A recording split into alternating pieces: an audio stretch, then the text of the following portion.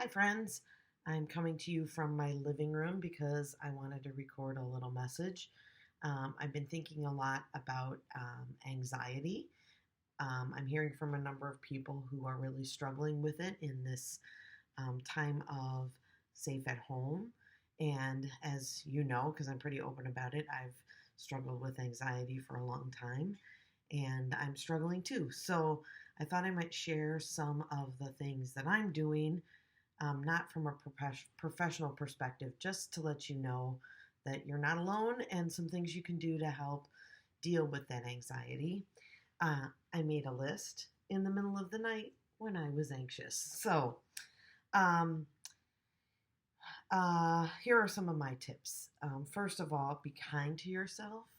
This is a really difficult time, and people who don't normally deal with anxiety are dealing with anxiety. And for those folks, it's hard because they don't have the experience of knowing how to process those emotions. Um, and anxiety is normal in a situation like this. Also, those of us who do live with anxiety, this is sort of doubling it for us or multiplying it immensely. And so be patient with yourself.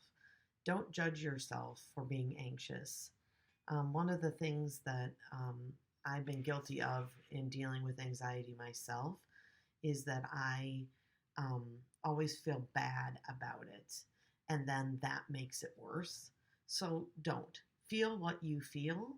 It's normal, it's okay, and you don't do yourself any service by making yourself feel guilt and shame and beating yourself up for feeling anxious. It's a perfectly normal emotion, and you are perfectly normal. You're not alone. When you are feeling overwhelmed, you um, should know that you are not isolated in this, even though we are physically isolated. You aren't. There are so many people dealing with this and struggling in the same way. And for me, it helps me to know that there's safety in numbers and that I'm not crazy and that I'm not alone and that other people are dealing with this as well. Have an anxiety buddy or phone a friend. Reach out to someone you can vent to and somebody you can be honest with and who knows how you struggle because venting helps. It really does. When we carry the weight of that on ourselves all the time, it really is hard for us to um, not be overwhelmed by that. And sometimes just talking about it, saying it, getting it out is a really helpful way to process that. Sleep. I've been sleeping like crazy, like way more than I should be. And then sometimes I feel like, oh, I shouldn't be sleeping so much. But, the toll that anxiety takes on our bodies is very stressful. And unfortunately, it doesn't burn calories. I totally wish it would, but because I'd be super thin. But it does wear us out emotionally and physically. And so if your body needs rest, rest. There's nothing else you can be doing. So enjoy that. The balance to that is to exercise. And I know that not everybody can get out and take a walk. I know that some people are confined to spaces where they have to just do what they do at home. And so just find some way. There are literally thousands of exercise things on YouTube and online, even things like chair yoga. It doesn't have to be high intensity, even just stretching.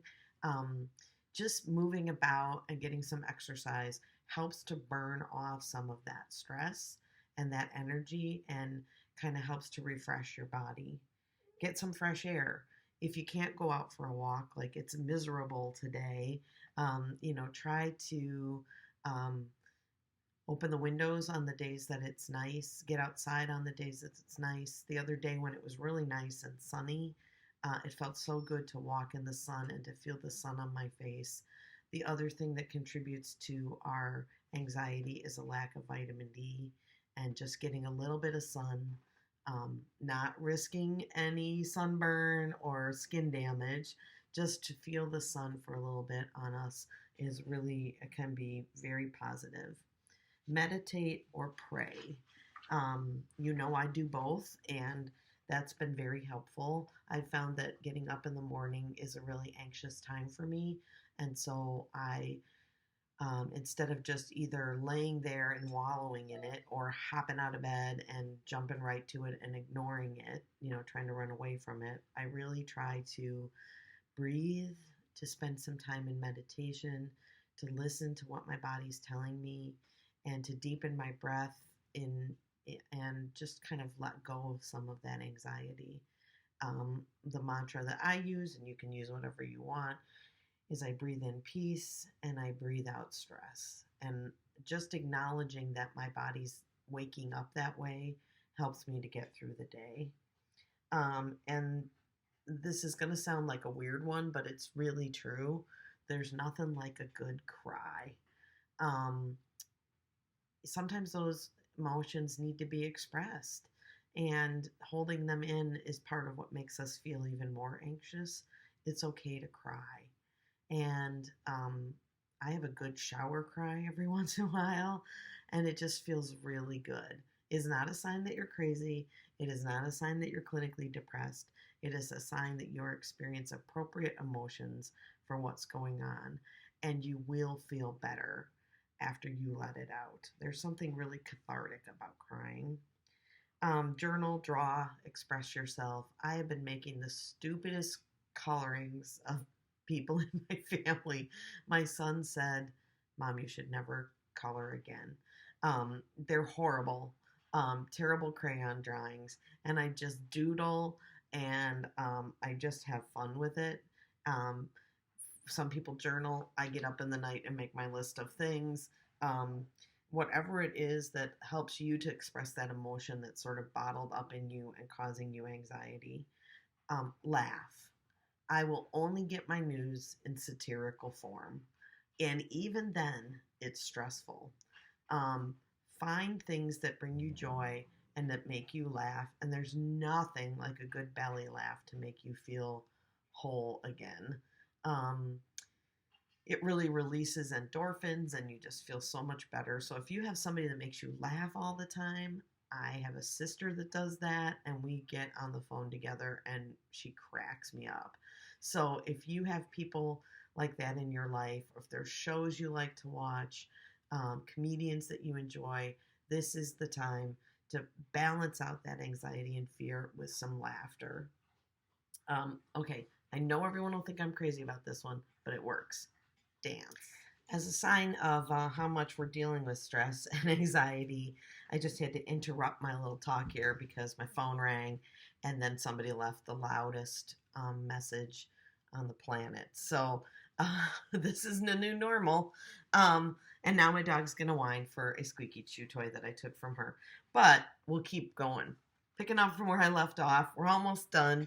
I know you're going to think I'm crazy, but dance is one of the ways that I relieve anxiety. Now, you will say, I don't like to dance. I'm not a good dancer. I don't know how to dance. It doesn't matter. Dance like no one's watching because nobody's watching. And just being able to be silly, to release that energy, to laugh at yourself.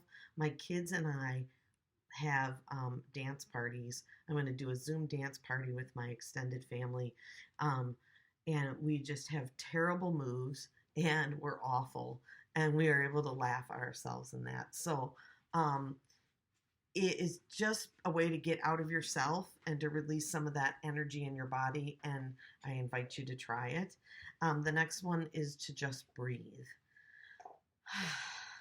When I feel the stress coming over me, and it doesn't always come in an overwhelming way, I just suddenly feel like my shoulders hurt, my chest is tight, I have a dull headache, and of course, I imagine that I have COVID-19 because that's how I am. And then I remind myself to breathe. We breathe, but we don't breathe. And so taking a deep breath, a few deep breaths, and for me, the mantra again is I breathe in peace, I breathe out stress or fear, and it helps. Just even taking a few deep breaths will restore you to your normal energy. Next, if you are really, really struggling, reach out to a professional. I know that doctors and mental health professionals are seeing people via telehealth, And I know you may think, well, this is not the time to try a medication. But if you're somebody whose anxiety is really um, has been a struggle before and you're feeling like it's worse now, it may be time. And they can manage that for you via that. Most meds that deal with anxiety um, and long term, as opposed to just something you take to relieve the stress in the moment, those things take 3 to 4 months to become um, clinically effective. So you may want to start them sooner rather than later if this is really a struggle for you, and have somebody evaluate that. They're the people who know this is normal stress and this is stress you may need some help with.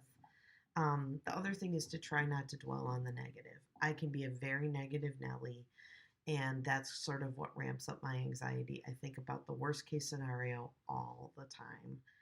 And, I am sort of a piglet, and sometimes we need a Winnie the Pooh to be the antidote to that. The sky is falling, well, maybe it's not falling. So, um, try to find that balance in your life where you're not always dwelling on the negative. And finally, I wanted you to know that you are not alone and that it will get better and that we will all get through this. And um, you live with anxiety. It isn't who you are, and it doesn't define all of who you are. And so you don't have to let it rob all the joy and energy from your life.